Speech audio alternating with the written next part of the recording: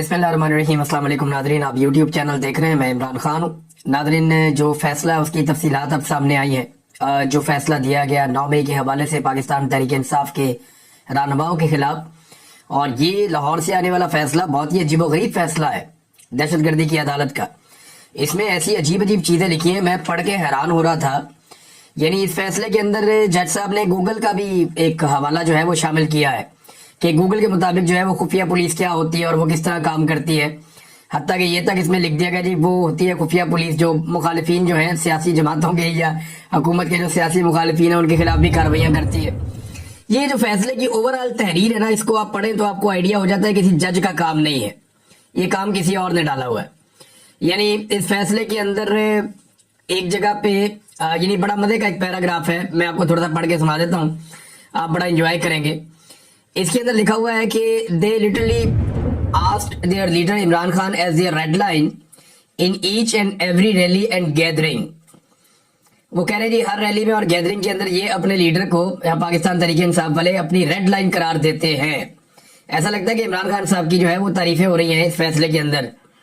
और जनाब इसमें कोई डाउट नहीं है कि workers and supporters of Pakistan Tehreek Insaf take the advice and command of their leader Imran Khan as sacred one, कि वो अपने लीडर की जो कमांड है या उसकी जो एडवाइस है, उसकी जो नसीहत है या उसका जो हुक्म है, उसको वो बिल्कुल फॉलो करते हैं प्रॉपर तरीके से।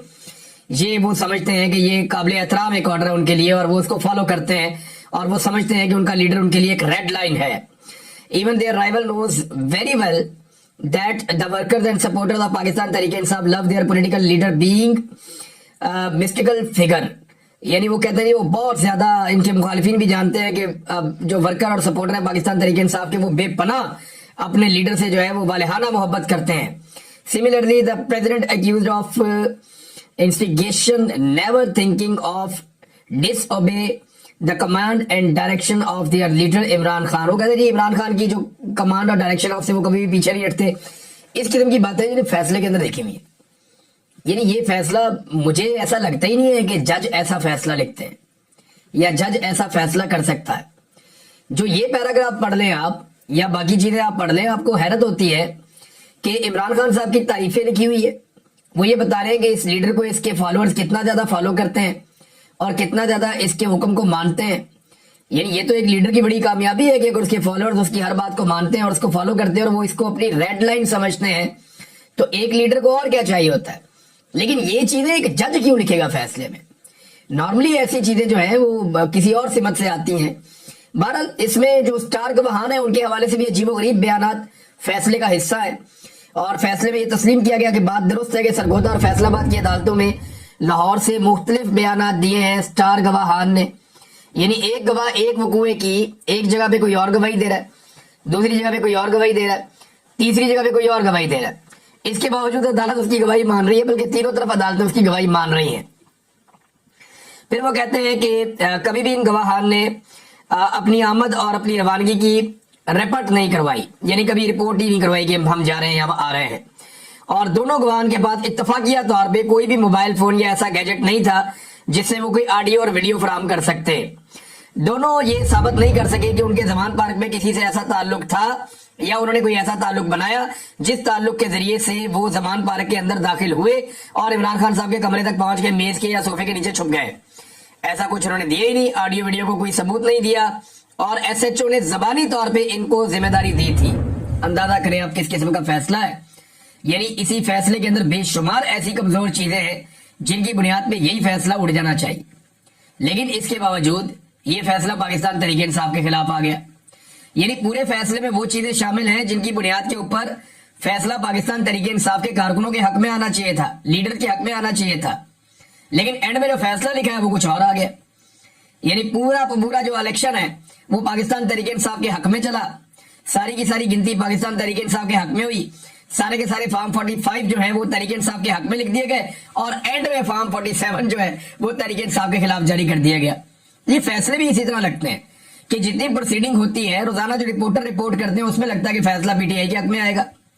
एक एक गवाह झूठा साबित हो जाता है, कोई सबूत कोई शवाहिद नहीं मिलते, जजेस उड़ा के रख देते हैं फैसले को और फैसले के अंदर वो कमजोरियां लिखी जाती है और एंड में फॉर्म 47 का फैसला आ जाता है। कि जनाब फारग पाकिस्तान तहरीक इंसाफ को बाटा रेट के हवाले से सजा दे दी गई है। तो यहाँ पे तो नाजरीन ये हो रहा है। अलीमा खान साहबा को फिर गिरफ्तार किया गया, इमरान खान साहब की बहनों को दोनों को। नौरीन खान साहबा थी, अलीमा खान साहबा थी, ये इमरान खान साहब से मिलने के लिए गए और जब मैंने पिछला वीलॉग रिकॉर्ड किया था तो उस वक्त ये वहां पे मौजूद थे बाहर। बाद में जब रात हुई तो पुलिस ने इन्हें गिरफ्तार कर लिया, कुछ और कारकुनों को भी गिरफ्तार किया। बाद में कारकुनों को रिहा किया गया और इमरान खान की बहनों को ले जाकर चक्री के पास रिहा कर दिया गया। ये पुलिस ने वतीरा बना लिया कि इमरान खान साहब की बहनों को गिरफ्तार कर लेते हैं, फिर गाड़ी घुमाते रहते हैं, फिर जाके 100 किलोमीटर दूर कहीं पे उतार के भाग जाते हैं। तो अभी तक तो यही सिलसिला चल रहा है। लेकिन इमरान खान की बहनें जो है वो हर दफा बड़ी बहादुरी से गिरफ्तारी दे देती हैं। वो किसी किस्म का जो है वो उनके अंदर खौफ नजर नहीं आता। इमरान खान और उनकी फैमिली ने बड़ी दिलेरी के साथ, बहादुरी के साथ मुश्किल हालात का सामना किया है। ऐसा PMLN नहीं कर सकी, पीपल्स पार्टी नहीं कर सकी। ये बेचारे इतने बहादुर कभी साबित हुए नहीं, ना जरदारी ना शरीफ।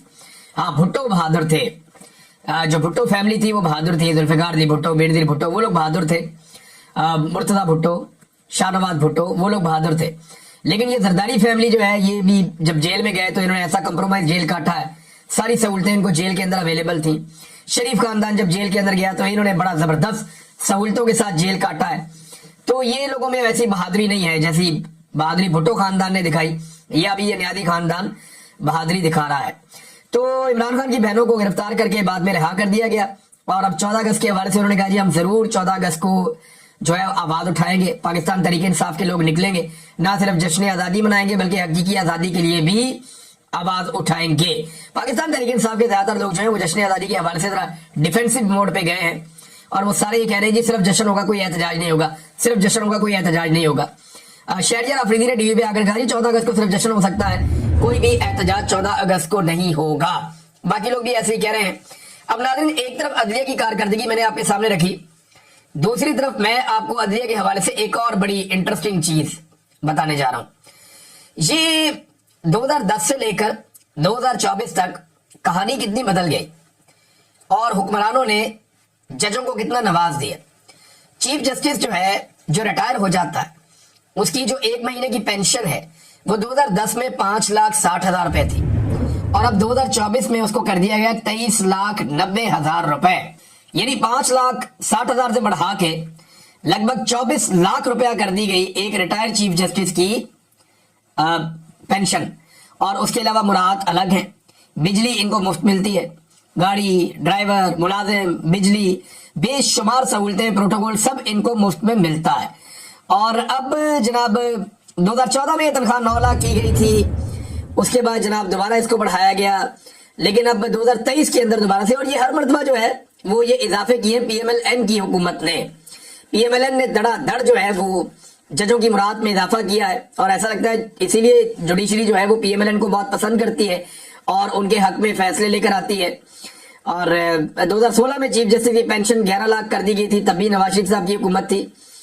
और उसके बाद 2023 में चीफ जस्टिस की पेंशन 16 लाख कर दी गई थी, लेकिन वो भी कम पड़ गई। और फिर 2024 में, यानी 2023 में बढ़ाई थी, फिर 2024 में दोबारा बढ़ाई और पेंशन को बढ़ाकर 23,90,000 कर दिया गया, क्योंकि अब कादी फायद ईसा साहब रिटायर हो रहे थे और कादी फायद ईसा साहब के अखराजात ज्यादा है। जज अगर फौत हो जाए तो उसकी बेवा को मिलने वाली पेंशन की तफसीलात भी सेनेट में पेश कर दी गई हैं और ये सेनेट के अंदर सारा रिकॉर्ड निकला है। जज की बेवा को महाना 300 लीटर पेट्रोल भी दिया जाता है, जबकि जज की बेवा से इनकम टैक्स नहीं लिया जाएगा। जज की बेवा को 2000 यूनिट बिजली भी मुफ्त दी जाएगी, जबकि उन्हें पेंशन भी उसी तरह अदा की जाएगी। अब आप अंदाजा करें कि एक जज पाकिस्तानियों को कितने का पड़ता है। और ये रिटायर्ड जज जिन्होंने पाकिस्तान में आवाम को इंसाफ नहीं दिया, यानी कादी फायदी साहब 24 लाख रुपया तो कैश ले रहे हैं हमारे पैसों से। और उसके अलावा कादी फायदी साहब की वैसे मौजें लगी हुई हैं।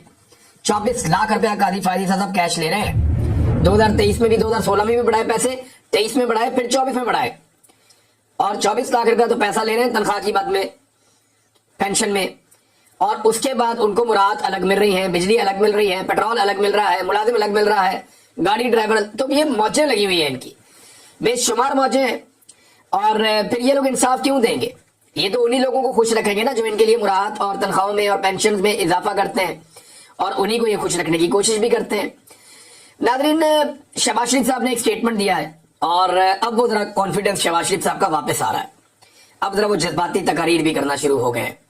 बिल्कुल ही थके हुए थे, परेशान थे बहुत ज्यादा शहबाज शरीफ साहब, और उन्हें लगता था हर चीज उनके हाथ से निकल गई है।